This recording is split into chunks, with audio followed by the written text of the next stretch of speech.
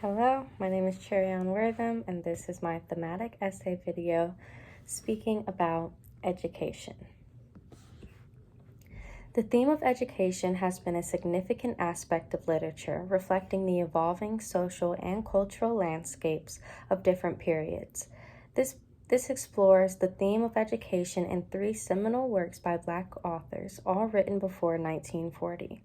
Through a comparative analysis, we aim to understand how these authors addressed and portrayed education as a means of empowerment, resistance, and a societal change during the time marked by racial inequality. The first author I will be talking about is Booker T. Washington and his Up From Slavery. Booker T. Washington's Up From Slavery stands as a seminal work that not only chronicles his personal journey, but also outlines his educational philosophy, which became influential in the late 19th and early 20th centuries. Born into slavery, Washington's narrative begins with his emancipation and details his relentless pursuit of education against formidable odds. Washington's philosophy can be encapsulated in the idea of industrial education. He believed in the transformative power of practical skills and vocational training as a means of economic upliftment for the African American community. Washington argued that by focusing on acquiring tangible skills, such as farming, carpentry, and other trades, African Americans could secure economic independence and consequently societal acceptance. This philosophy resonated in the era where many African Americans were grappling with the aftermath of slavery and seeking paths to self-sufficiency. This delves into Washington's narrative, examining how he himself rose from a former slave to a prominent educator and political advisor. His emphasis on economic self-reliance is analyzed in the context of the prevalent racial prejudices and challenges facing the Black community. Washington's Atlanta Compromise speech, delivered in 1895, further reinforces his commitment to practical industrial education that, in his view, could bridge the gap between races. The second author we will be discussing is W.E. Du Bois in his The Souls of Black Folks. Du Bois, a contemporary and critic of Booker T. Washington, provided a profound and contrasting perspective on education in his seminal work, The Souls of Black Folk. Du Bois, a scholar, sociologist, and civil rights activist, challenged Washington's emphasis on practical vocational education and instead advocated for a talented 10th, an elite group of educated Black individuals, to lead the way for the advancement of the entire African American community.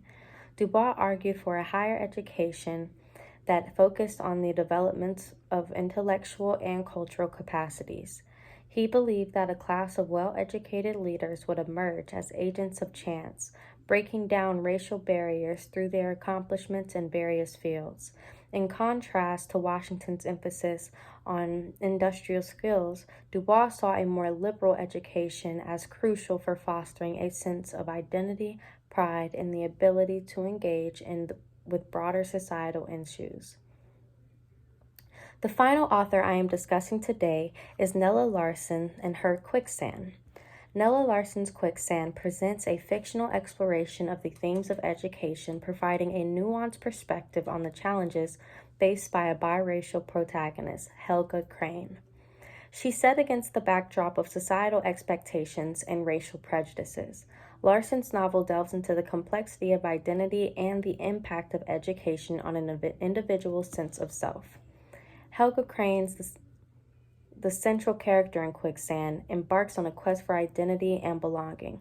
The protagonist's journey takes her through multiple educational environments, including a predominantly white institution and a historically Black college. Furthermore, Quicksand engages with the theme of education as a form of resistance. Helga's rejection of societal norms and her search for authenticity reflects Larsen's exploration of education as a tool for personal liberation and empowerment. Larsen's depiction of how education becomes a means for Helga to assert agency in a society that often seeks to confine individuals within predefined racial and gender roles. In conclusion, the theme of education in the works of Booker T. Washington, W.E.B. Du Bois, and Nella Larson before 1940 reveal diverse perspectives on the role of education in the lives of African Americans.